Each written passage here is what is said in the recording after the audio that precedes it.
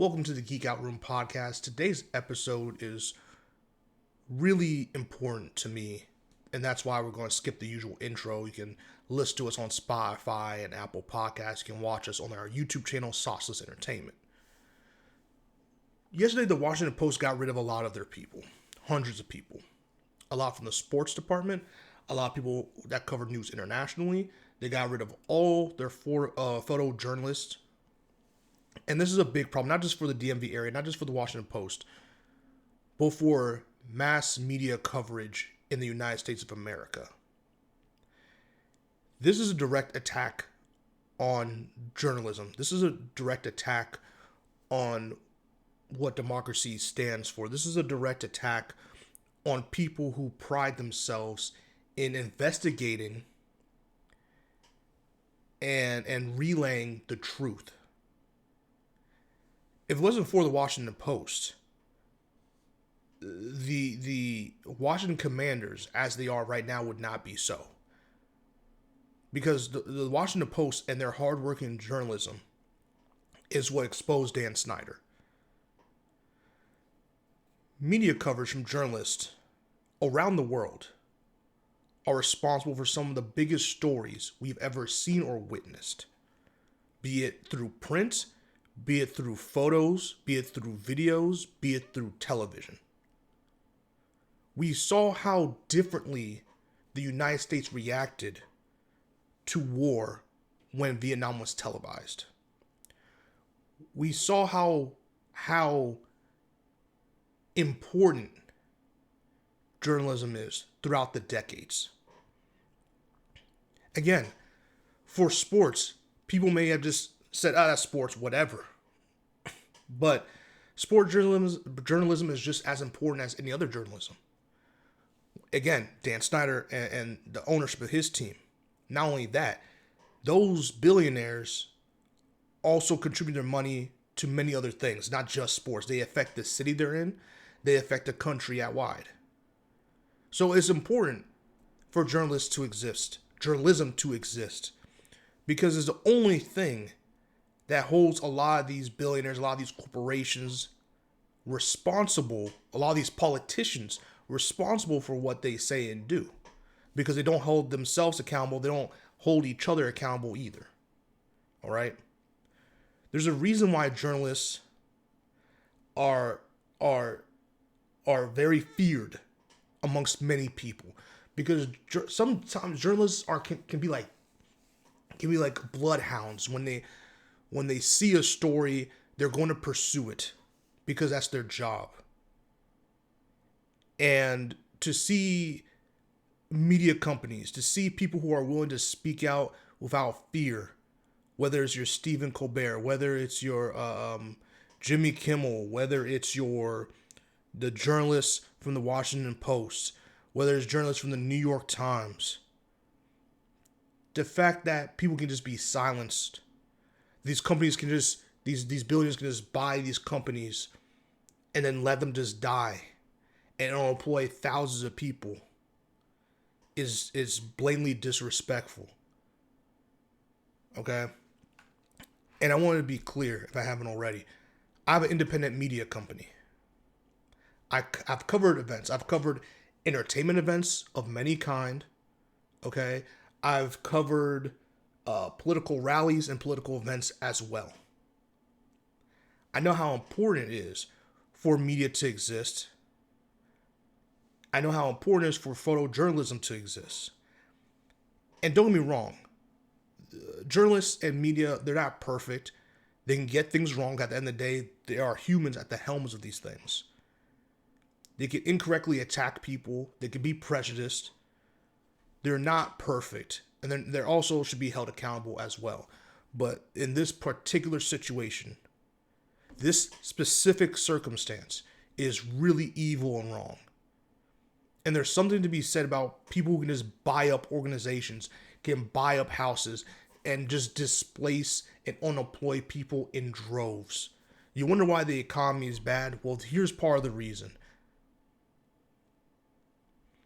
It's really unfortunate because journalism is such a strong piece. Even if you don't read newspaper articles or read blog posts online, it still affects people at large, and they do an amazing job. When you hear about things that happen overseas, when you hear about trades, or you hear about some of these athletes' families passing, or these trade rumors, they come from somewhere. That's someone in the trenches really trying to figure things out. They have and built connections over the years, and they report it. There's people who fact check. There's people who do all these things. Because right now we live in an era that's very dangerous. We live in an era where people can just go on Twitter or Instagram or whatever your choice of media is, platform is, and just type in a blatant lie, and a bunch of people will believe this lie.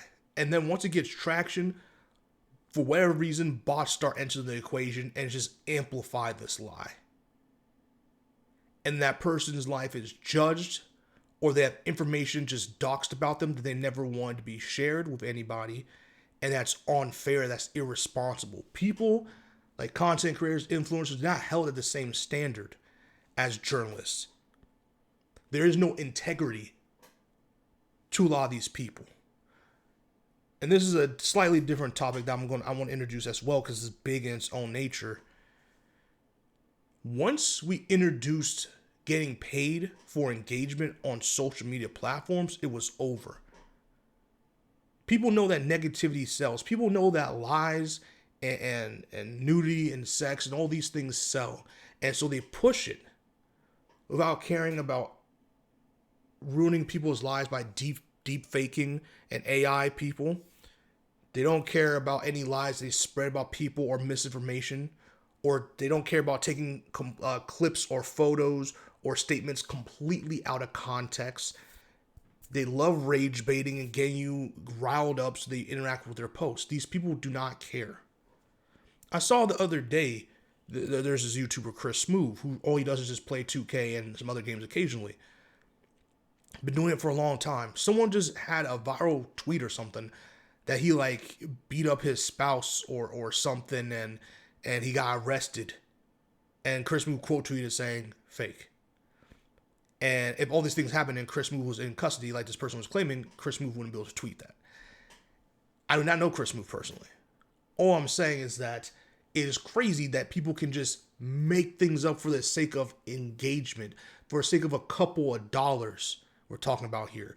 And they're willing to just spout out nonsense. See, that's why I'm saying the difference between content creators and regular, just random people online versus people who went to school, people who have fact checks and checks and balances and accountability, people who have integrity and morality here. It is a huge difference. And to completely destroy and get rid of journalism and the institutions in which they work for, simply for the sake of we've moved past them, that's not true. Do not let these people fool you. The midterms is right around the corner. All these elections are right around the corner. A lot of these local elections, a lot of these mayor elections, all these things, they're right around the corner. The next, this November and going forward. They know how important journalism speaks to that process. The right to vote, all these things. They know how else you gonna get information about a lot of your candidates. I know some of you have been in the voting pool, a booth, and you don't know half the people on the ballot. And then you have to vote on these laws that you never heard of until you stepped in the booth. Then you had to read these things. You're like, yo, what the? Who introduced this? All those things are why journalists are important. They help spread the news so that before you go to the booth or you're driving to the booth, you can quickly research before you go vote. There's credited articles. There's editors who fact check and make sure these things are as good as they can before they go out. Again, not 100% perfect process, but what is? But to just leave it to the wild, wild west of the internet, where you don't know if people are trying to sell you something or just rage bait you, it's very dangerous. Media literacy is not being taught and is not there in order to just let this happen. Journalists and journalism plays a huge and important part in our knowledge, in our society at large. And what happened with the Washington Post is going to continue happening to many. That's the Washington Post. There are much more local and smaller magazines that have covered great stories and have broken news.